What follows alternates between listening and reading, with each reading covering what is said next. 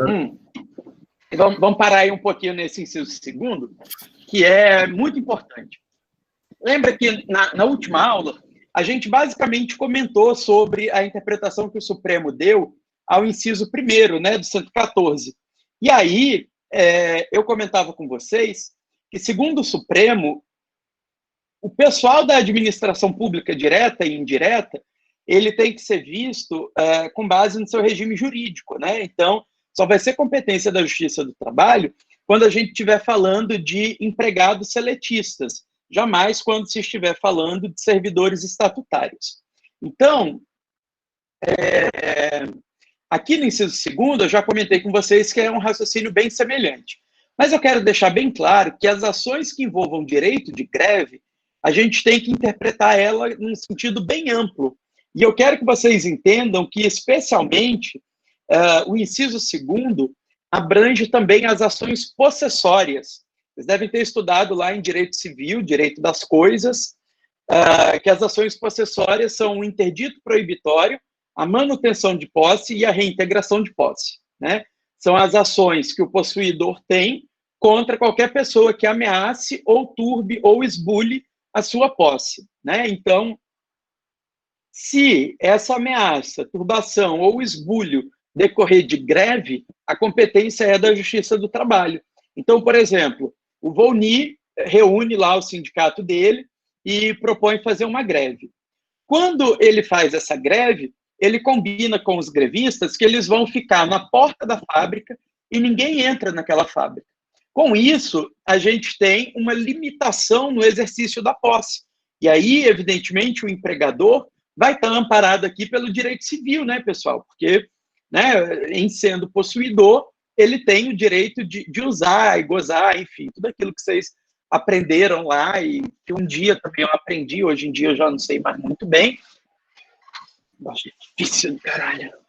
Mas, enfim, as ações possessórias, então, se decorrerem do direito de greve, são de competência da Justiça do Trabalho. Eu quero que vocês anotem a súmula vinculante 23, beleza? Súmula vinculante 23 vai justamente dizer que as ações possessórias decorrentes de greve são de competência da Justiça do Trabalho.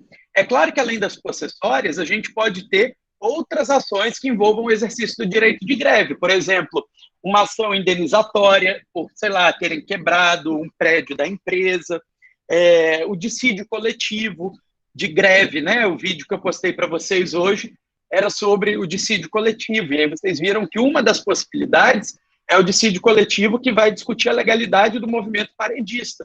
Evidentemente, competência da Justiça do Trabalho. Beleza? Agora, vamos pensar aqui numa situação um pouquinho diferente, né? Lembrando da última aula, misturando com a de hoje e tal. Vamos supor que os servidores do Tribunal de Justiça fechem a passagem e não entra mais ninguém naquele prédio do edifício sede. Competência da Justiça do Trabalho ou da Justiça Comum, Maclins?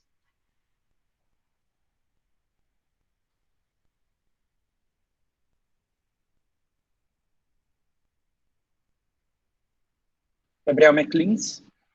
Ou qualquer outra pessoa que possa arriscar, que não tenha medo de errar? Contribua com a aula.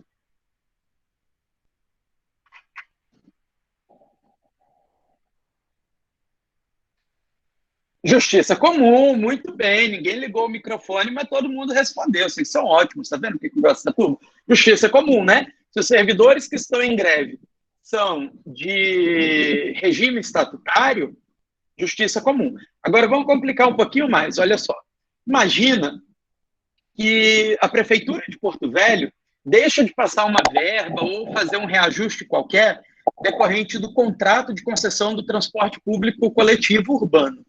E aí, a empresa, consequentemente, não consegue pagar o salário de seus funcionários.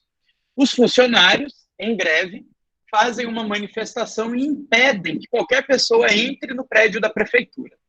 Essa ação possessória que o município vai ajuizar contra o sindicato que está coordenando essa greve, vai ser de competência da Justiça Comum ou da Justiça do Trabalho? Essa é mais difícil, hein? Pensa bem.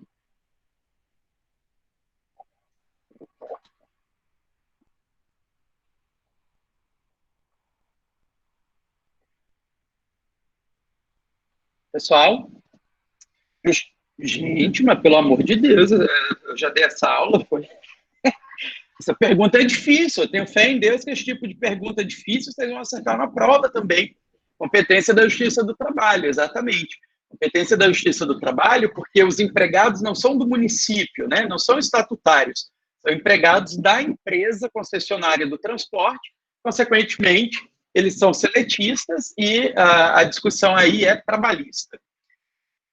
Inciso terceiro, as ações sindicais, né? Já comentei também com vocês na última aula a respeito daquelas peculiaridades envolvendo sindicatos de servidores públicos estatutários, mandados de segurança, habeas corpus e habeas data, quando o ato questionado envolver matéria sujeita à sua jurisdição.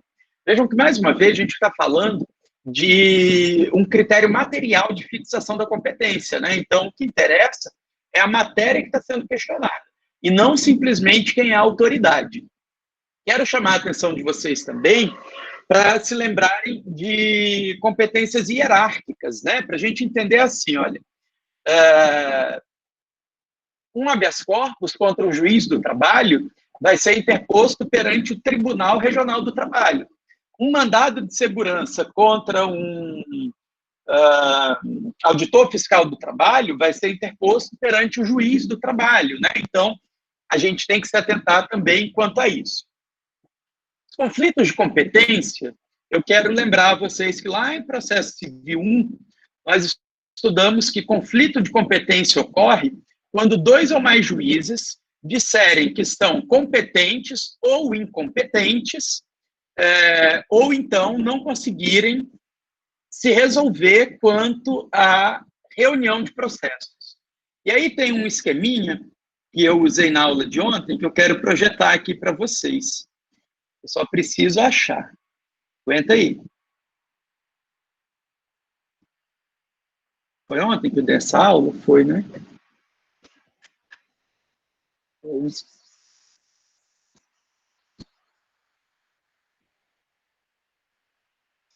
Será que eu não salvei aquela merda?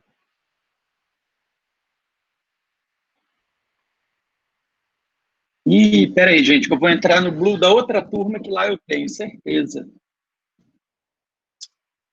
Salvei na mesa.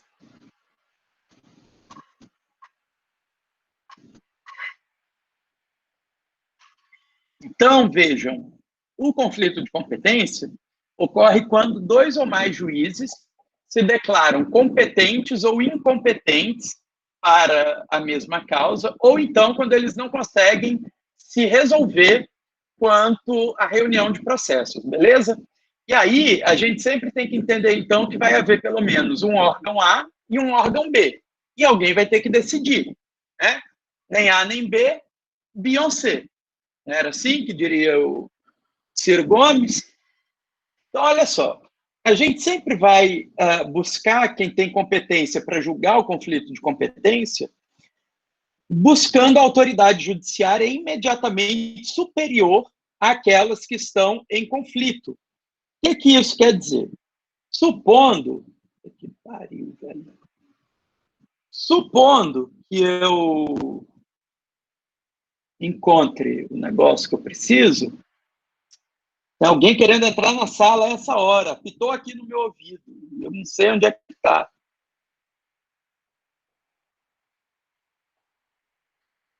Ah, aqui achei. Pedro vai perder meio ponto pela gracinha, Pedro. Olha só, a gente sempre vai buscar, então, qual é o órgão jurisdicional imediatamente superior a ambos os juízes que estão em conflito. Então, por exemplo, se eu tenho um juiz do trabalho da primeira região em conflito com um outro trabalho também da primeira região, quem está acima dos dois é o Tribunal Regional do Trabalho da primeira região. Por outro lado, se eu tenho juiz do trabalho de São Paulo discutindo com o juiz de São Paulo de Minas, só quem está acima dos dois é o TST, né? Quem está imediatamente acima dos dois é o TST, beleza? Então, juízes de mesma região, TRT da região a que eles estão vinculados. Juízes do trabalho de regiões distintas, TST. Muito cuidado com esse aqui, porque eu posso ter, às vezes, um juiz do trabalho em conflito com um juiz de direito investido na jurisdição trabalhista. Vocês devem se lembrar que quando eu falei de organização da Justiça do Trabalho, eu comentei que nas localidades em que não houver juiz do trabalho, o juiz de direito faz as funções de juiz do trabalho. Então, é um juiz que prestou concurso para o Tribunal de Justiça de Rondônia, mas que decide a causa como se fosse um juiz do trabalho. Como ele é de Cujubim, e Cujubim é na mesma região que o TRT-14, né? Afinal de contas, 14ª região é Rondônia e Acre, então é como se eu tivesse um juiz do trabalho de Cujubim contra um juiz do trabalho de Porto Velho. Consequentemente, quem está acima dos dois é o TRT da 14ª. Por outro lado, se eu tenho um juiz do trabalho em conflito com um juiz de direito, agindo como juiz de direito, só quem está acima dos dois, na verdade, não é que esteja acima dos dois, né?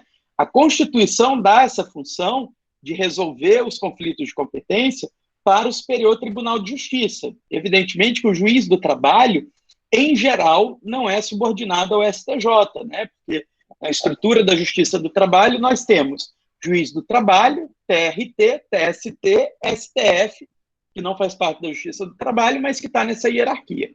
No entanto, o STJ, excepcionalmente, entra aqui nesse organograma para decidir conflitos de competência que envolvam juízes vinculados a ele, como é o caso do juiz de direito. Então, se o juiz do trabalho diz que ele é competente, o juiz de direito diz que também é competente, o STJ é quem vai resolver isso aqui, beleza? Agora, muito cuidado com essas duas hipóteses aqui, pessoal. Tem um ditado popular que fala para a gente assim, ó, quando o macaco senta, é o rabo que balança. E um outro ditado popular que fala para a gente assim, a chuva cai de cima para baixo. Isso também quer dizer que manda quem pode, obedece quem tem juízo.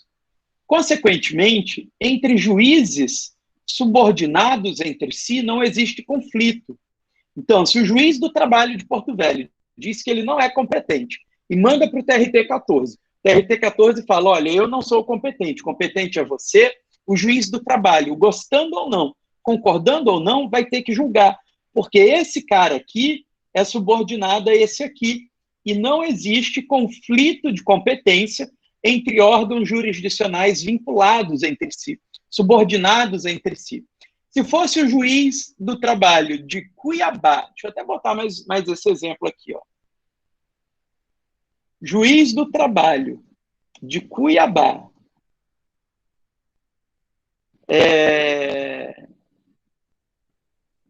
versus TRT-14. Quem poderia resolver esse conflito? De um lado eu tenho o juiz do trabalho de Cuiabá, do outro lado eu tenho o TRT-14. Juiz do trabalho de Cuiabá é vinculado ao TRT da 23ª. Logo, o TRT da 14ª não pode mandar no juiz do trabalho de Cuiabá, percebem?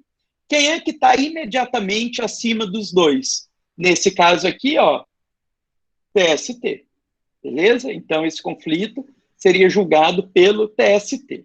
E sempre que eu tiver conflitos de competência envolvendo tribunais superiores, quem decide é o Supremo Tribunal Federal, artigo 102, 1O da Constituição Federal. Tranquilinho? Dúvidas aqui? Conflito de competência ou de boinha? De boinha, né? Professor, oi. Você vai disponibilizar essa tabelinha? Vou. Beleza.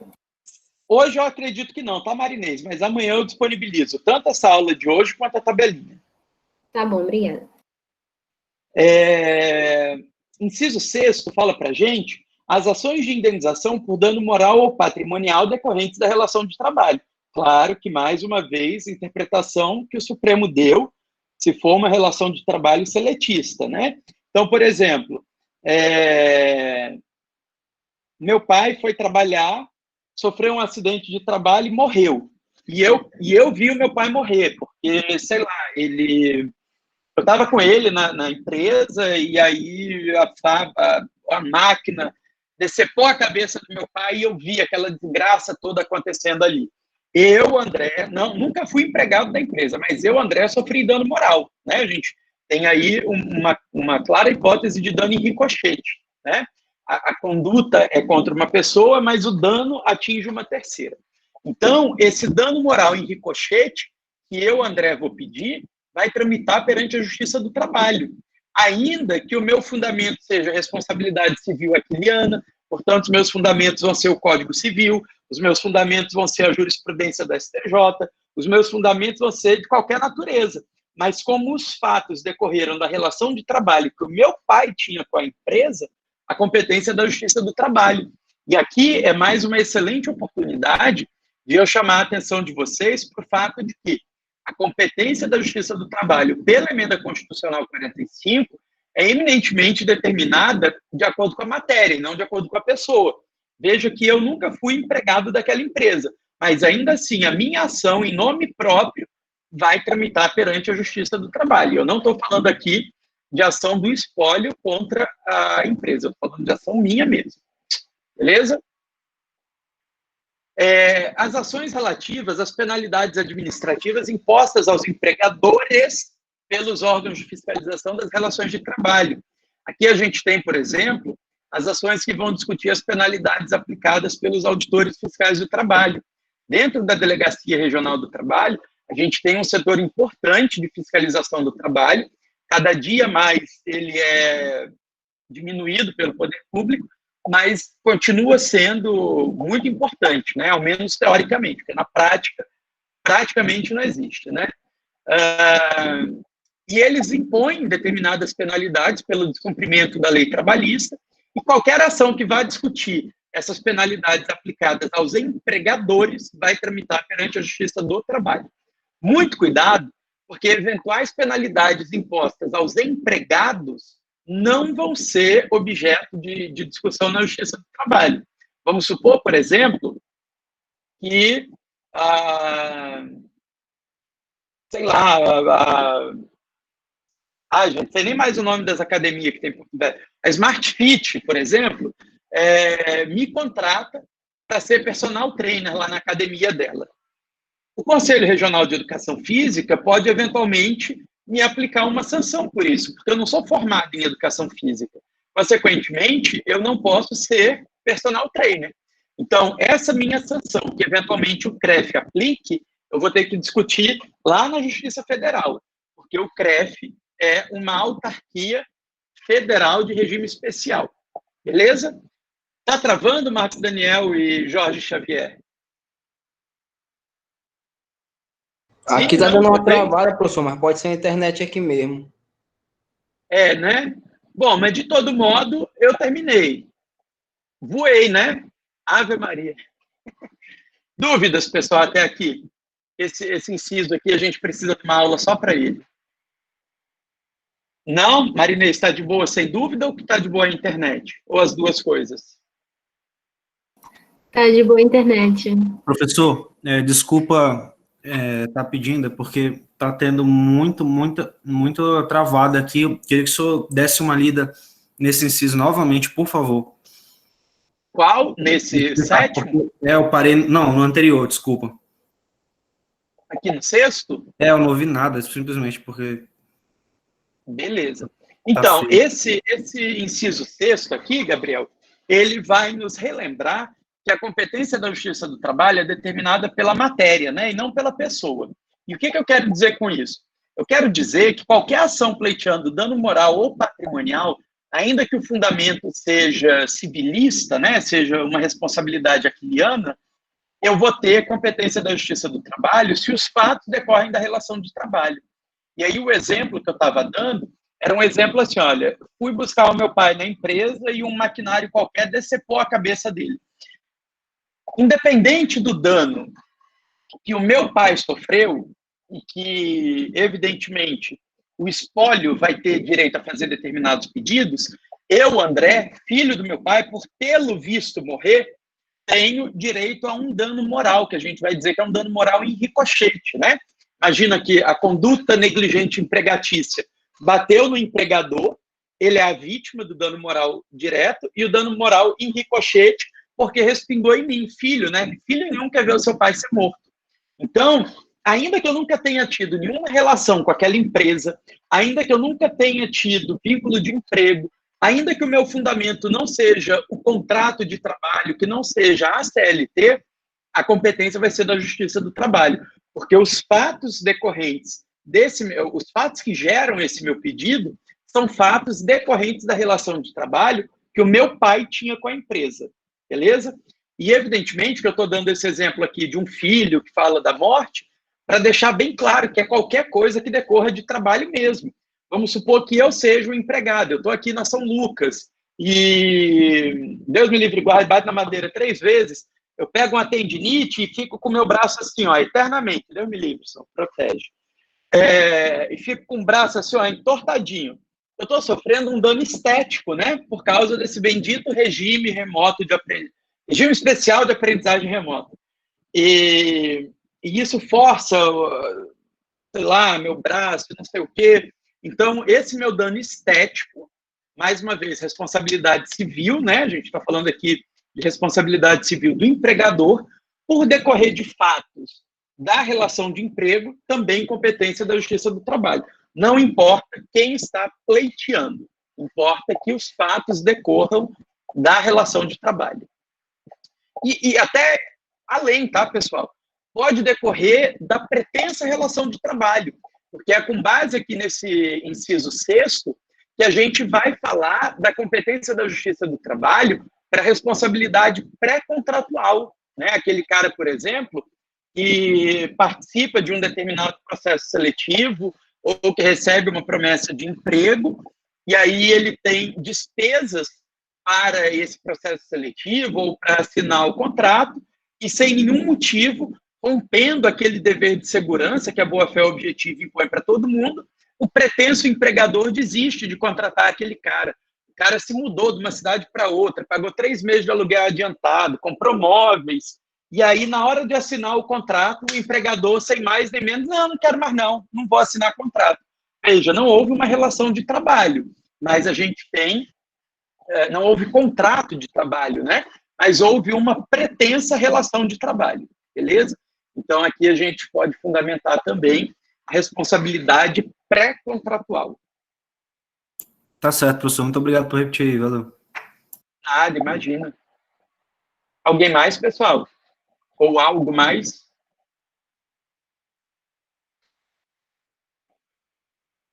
Não? Sobre os vídeos que vocês assistiram, alguma dúvida? Vocês devem ter notado lá que os vídeos de dissídios coletivos tratam da competência normativa, né, que está prevista aqui nos parágrafos do artigo 114. É o único ramo do Poder Judiciário que tem competência normativa, né, diretamente decorrente da Constituição.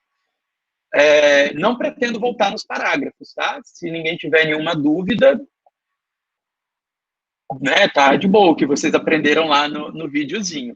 A semana que vem, então, a gente fala da execução das contribuições sociais e vamos falar também de competência territorial. E quero lembrá-los também que daqui 2 semanas vocês têm que me entregar a audiência simulada. Então, quem ainda não organizou, passou da hora de organizar, beleza? Montar os grupos, começar a pensar na historinha, na reclamação que vocês vão simular, distribuir os papéis, pensar na ferramenta de gravação. Não quero nenhuma gravação presencial, hein, pessoal? Quero tudo audiência por videoconferência, tá? Igual efetivamente está acontecendo na Justiça do Trabalho. É isso, então. Nada mais havendo, encerro. Só isso mesmo? Nada mais? Nada? Nadinha? Nenhuma pergunta? Não? Então tá bom. Forever alone. Até semana que vem, pessoal. Boa noite para vocês.